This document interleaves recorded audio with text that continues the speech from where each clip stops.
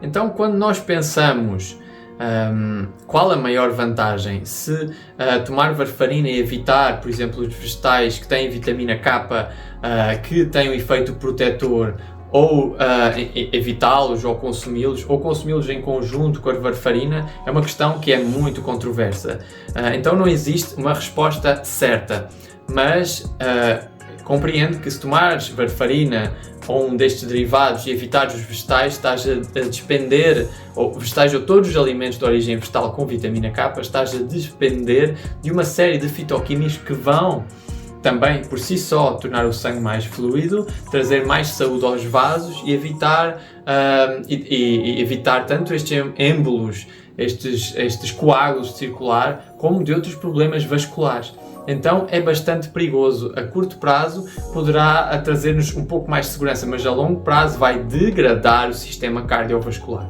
Então a resposta não é certa e autores como Joel Fuhrman consideram na sua experiência clínica que poderá ser preferível correr o risco de consumir vegetais em conjunto com a varfarina e ir reduzindo a varfarina, porque ainda assim o risco será menor do que não os consumir. Mas isto é uma questão, mais uma vez, controversa e eu defendo sempre a opinião de que cada indivíduo deve ter o conhecimento e a informação e deve tomar as decisões por si próprio. Como é que queremos viver? Como é que queremos morrer? Nós decidimos. Como é que queremos ser tratados? E isto é a minha opinião. Então, segundo também as investigações e as práticas deste autor e na sua opinião, a abordagem da terapia alimentar agressiva é mais eficaz e mais segura do que este tipo de abordagem farmacológica.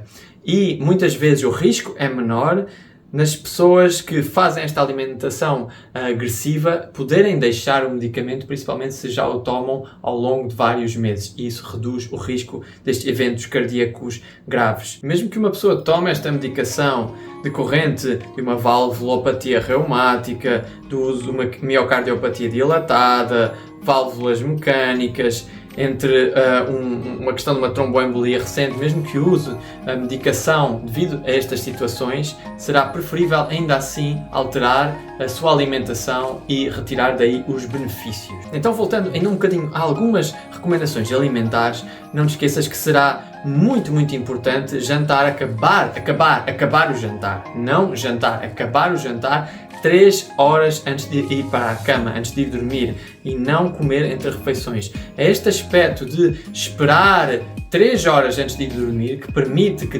todo o aparelho digestivo possa descansar. E descansar quer dizer espaço para fazer os processos vitais de desintoxicação e reparação celular. Porque se houver digestão durante a noite, essa digestão aumenta muito mais tempo, poderá até ocorrer durante toda a noite. E o que é que acontece? O sono não é reparador e os órgãos não têm a oportunidade de se reparar, de se regenerar.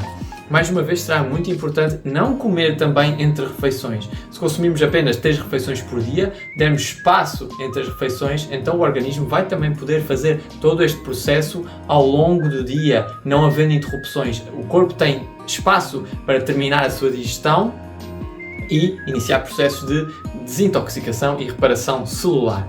Porque os órgãos não conseguem fazer as duas coisas em simultâneo tão facilmente. Eles não são assim tão multitasking. Em parte são, mas eles também precisam desse espaço para respirar e para fazer um processo do princípio ao fim bem feito. Porque de outra forma nós não estaríamos tão carregados com tanta quantidade de toxicidade. Então este é um aspecto interessante e muito importante. Mais uma vez, como nós falámos em relação aos frutos secos e às hortaliças, se eles forem combinados, se nós consumirmos vegetais crus, em conjunto com alguns frutos secos, a sua gordura vai permitir com que seja mais fácil serem absorvidos alguns dos seus fitoquímicos. Mais uma vez, será importante evitar lanchar ou fazer lanches. E se o fizermos, evitar usar frutos secos, porque os frutos secos são muito mais calóricos, muito mais difíceis de digerir e vão então criar uma interrupção neste período de jejum natural, porque a sensação de fome, a sensação de jejum natural é muito importante para a nossa regulação hormonal, regulação da glicémia e também fazer este processo de limpeza e reparação de todo o organismo. Então é muito importante este pequeno detalhe.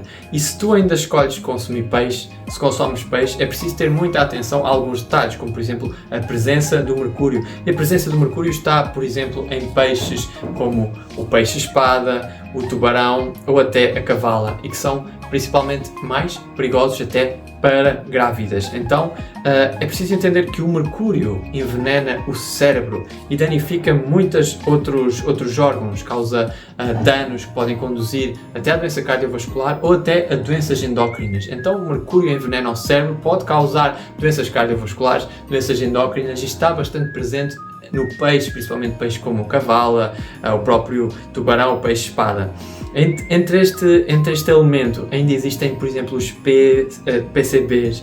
Os PCBs são outros poluentes cancerígenos que também são muito encontrados nos peixes. Então é realmente importante evitar estes alimentos por várias razões que nós já discutimos ao longo de várias sessões, de várias aulas, mas principalmente fugir um pouco ao efeito destes poluentes e destes metais pesados que se depositam no organismo, depositam-se até no tecido ósseo, no tecido cerebral, e podem ser muito difíceis de remover.